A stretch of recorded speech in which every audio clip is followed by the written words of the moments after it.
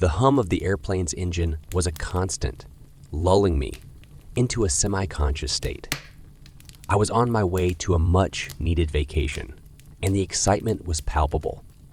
College had been a whirlwind of assignments, exams, and late-night study sessions. This trip was my reward, a break from the relentless academic grind. Stretching my legs, I decided to take a walk down the aisle. That's when I noticed them, a group of young travelers, laughing and sharing stories. They had an infectious energy about them, and I found myself drawn to their conversation. "Hey, you're traveling alone?" One of them, a tall guy with a charming smile, asked. "Yeah, just needed a break from college," I replied, introducing myself as Alexa. "I'm Jake," he said, pointing to the others. "That's Kate, Leo, and Tasha. We're backpacking across Europe. You should join us for a party tonight at a local club. It's going to be epic." I hesitated. I was a planner, always sticking to my itinerary. But there was something about their spontaneity, their zest for life, that was enticing. "Sure, why not?" I found myself saying, surprising even myself. Kate, with her bright blue eyes and bubbly personality, handed me a flyer. It's this underground club we heard about, supposed to be the real deal, authentic local vibes. The rest of the flight went by in a blur of shared stories and laughter. By the time we landed, I felt like I'd known them for years. We exchanged numbers, promising to meet up later that evening. As I settled into my hotel room, I glanced at the flyer. It was minimalist. Just the name of the club, red velvet, and an address. I felt a twinge of excitement. Little did I know, this impromptu decision would change my life forever. The neon lights of Red Velvet Club pulsed in the night, casting a surreal glow on the cobbled streets. The thumping bass from inside beckoned, and the line outside hinted at the club's popularity. Jake led the way, flashing a VIP pass, and we bypassed the queue, entering the club's dimly lit interior. Inside, the atmosphere was electric. The music was intoxicating, and the crowd moved as one, lost in the rhythm. Kate pulled me to the bar, ordering a round of shots for everyone, to new friends and unforgettable nights. She toasted, and we all cheered in agreement. As the night wore on, I danced, laughed, and lost myself in the music. Leo was a surprisingly good dancer, and we competed in an impromptu dance, off drawing cheers from our group and onlookers. Everything was perfect. But then, something changed. I was sipping on my third drink when a wave of dizziness washed over me. The room seemed to tilt, and the music became a distant echo. Panic surged as I tried to steady myself, but my limbs felt heavy, unresponsive. I tried to call out to Leo, to anyone, but my voice was a mere whisper, drowned out by the cacophony around me. A shadowy figure approached, their face obscured by the strobing lights. "Feeling all right?" they asked, their voice dripping with Fox concern. I tried to respond, to push them away, but my strength was waning. The last thing I remember was the figure's cold, mocking laughter as the world faded to black. The cold, hard surface beneath me was the first sensation that pierced through the fog of my consciousness. My eyes fluttered open, adjusting to the dim light. The room was small, its walls made of grimy, cracked concrete. The air was thick with a musty, metallic scent. I tried to move, but my wrists and ankles were bound tightly to a chair. Panic surged as I realized I was gagged, the taste of stale cloth filling my mouth. My heart raced, each beat echoing loudly in my ears. A large monitor on the opposite wall flickered to life. The screen displayed a chat room, messages flooding in at an alarming rate. Usernames like Darkwatcher and Painlover60. 9 sent shivers down my spine. Is she awake yet? Can't wait for the show to start. How much for a finger? The realization hit me like a ton of bricks. I was the main attraction in some twisted online show. The infamous Red Room I'd heard whispers about in hushed conversations. A distorted voice boomed from hidden speakers. Ladies and gentlemen, thank you for your patience. Our star tonight is the lovely Alexa. Fresh meat for our discerning audience. I strained against my restraints, tears streaming down my face. But the more I struggled, the tighter the rope seemed to become. The voice continued, as always. The rules are simple. You bid, you decide her fate. Let's make this a night to remember. A table filled with an array of sharp, gleaming instruments was wheeled into view. Knives, pliers, drills, tools of torture, each more terrifying than the last. The chat room erupted in excitement, the bids coming in fast and furious. The numbers climbed higher and higher, each bid accompanied by a gruesome request. I want to see her scream. Break a finger for every word she tells. Let's see how much pain she can endure. Despair settled in as I realized the extent of my predicament. I was trapped. A pawn in a sick game, with no way out. The only question that remained was how long I could hold on before the darkness claimed me. The distorted voice of the host echoed in the dimly lit room. Let the games begin. A chilling silence followed, broken only by the rapid beating of my heart. The first challenge was simple but sadistic. A bowl filled with ice-cold water was placed in front of me. Hold your breath and submerge your face for as long as you can, the host commanded. The online audience's comments flooded the screen, some cheering me on, others betting on how long I'd last. I took a deep breath, plunging my face into the freezing water. The cold stung my skin, and my lungs screamed for air. But I held on, determined not to give them the satisfaction of seeing me break. After what felt like an eternity, I emerged, gasping for breath. The host laughed. Impressive. But that was just the beginning. The next challenge was even more brutal. A hot iron rod was brought out, its tip glowing red. Choose a hand, the host said with a smirk.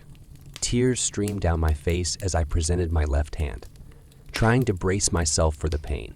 The searing heat burned my flesh, the smell of charred skin filling the room. I screamed, the pain unbearable, but I refused to pass out. The audience's excitement grew with each challenge. They reveled in my suffering, their comments growing more and more sadistic. Break her fingers, cut her hair and burn it. Make her eat glass. The host obliged, subjecting me to one horrifying ordeal after another. Throughout it all, I clung to a single thought: survival. I thought of my family, my friends, and all the dreams I still wanted to achieve. I wouldn't let these monsters break me. With each challenge, my resolve grew stronger. I would endure, no matter the cost. Hours seemed to drag on, each moment filled with agony. But as the final challenge approached, a glimmer of hope sparked within me. If I could survive this, maybe, just maybe, I could find a way out. The host's voice dripped with anticipation. For our final act, Alexa will have to make a choice, one that will determine her fate. A sharp knife was placed before me, its blade gleaming in the dim light. Carve a message into your arm, one that our audience will never forget. Tears blurred my vision as I picked up the knife, the weight of my situation pressing down on me. But I was determined to leave a message, one that would haunt them forever. With trembling hands, I carved the words, "I will survive." The host's laughter echoed in the room. Bravo, Alexa. You've given us a show to remember. But as the screen faded to black, I clung to those words, a beacon of hope in the darkest of times. The room was plunged into darkness, the sudden silence deafening after hours of torment. I could hear muffled voices and the distant sound of footsteps, but my mind was too foggy to make sense of it all. The pain was overwhelming, every inch of my body screaming in agony. Suddenly, the door to the room was kicked open, and a beam of light pierced the darkness. A masked figure entered, quickly overpowering the Red Room's host, who'd been preparing for another round of torture. The host's cries were cut short as the figure efficiently subdued him. I tried to scream, thinking this was just another twist in the sick game, but my voice was weak. Barely a whisper. The masked figure approached me, their movements swift and precise. They cut the ropes binding me, and I collapsed, my strength completely drained. "It's okay, Alexa. You're safe now," the figure whispered, removing their mask to reveal the face of a woman, her eyes filled with determination and concern. I recognized her. She was one of the flight attendants from my trip. "Why?" I managed to croak out. She quickly explained, "I'm an undercover agent. I've been tracking the Red Room for months. When I saw you on the flight and later at the party, I had a hunch they might target you. I infiltrated the audience, waiting for the right moment to intervene. The power outage had provided the perfect opportunity. She had hacked into the Red Room system, causing the blackout and giving her the chance to rescue me. As we made our way out of the hellish place, she filled me in on the details. The Red Room had been on the radar of international law enforcement for years. They had managed to evade capture by constantly changing locations and using advanced technology to hide their tracks. But this time, they had slipped up and the agent had been close on their heels. We emerged into the night, the cool air a stark contrast to the stifling atmosphere of the Red Room. Sirens wailed in the distance, and I could see flashing lights approaching. The agent handed me a blanket, her face a mask of professionalism, but her eyes betrayed a hint of emotion. "You're incredibly brave, Alexa. Not many could have endured what you went through." I nodded, tears streaming down my face. The weight of the ordeal was finally hitting me, and I felt a mixture of relief and trauma. But amidst the chaos, one thought stood out. I had survived. The days following my rescue were a blur. I was interviewed by the police, underwent medical examinations, and was offered counseling. The media caught wind of the story, and my face was plastered on every news channel. "Survivor of the infamous Red Room," the headlines read. I tried to return to a semblance of normalcy. My parents were supportive, holding me close, grateful for my return. Friends visited, offering words of comfort and trying to distract me from the trauma. But the nightmares persisted. Every time I closed my eyes, I was back in that dimly lit room, feeling the eyes of countless strangers on me, anticipating my pain. One evening, as I was trying to catch up on missed assignments, an email notification popped up on my laptop. The sender's address was a jumble of letters and numbers, clearly a burner account. Hesitantly, I clicked on it. There was a video attachment and a short message. "The game is never truly over." My heart raced as I clicked on the video. It was footage from that nightmarish room, but this wasn't a replay of my ordeal. It was a different angle, one that showed a corner of the room I hadn't noticed before. There, partially obscured by shadows, was a figure, watching, waiting. It was one of the travelers I had met on the flight, the one who had invited me to the party.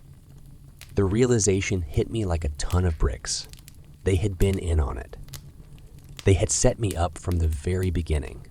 The video ended with a close-up of their face, a sinister smile playing on their lips. I slammed my laptop shut, my breathing ragged. The walls of my room seemed to close in on me. The feeling of being watched, of being a pawn in someone's sick game, returned with full force. The Red Room might have been taken down, but its operators, its audience, were still out there, and they had their eyes on me. Days turned into weeks, and the email haunted me. I became paranoid, jumping at every shadow, suspecting every stranger. The world outside felt dangerous, filled with potential threats. I confined myself to my room, only venturing out when absolutely necessary. One night, as I lay in bed, trying to will myself to sleep, I heard a soft chime from my laptop. Another email. This time, The message was shorter, more ominous,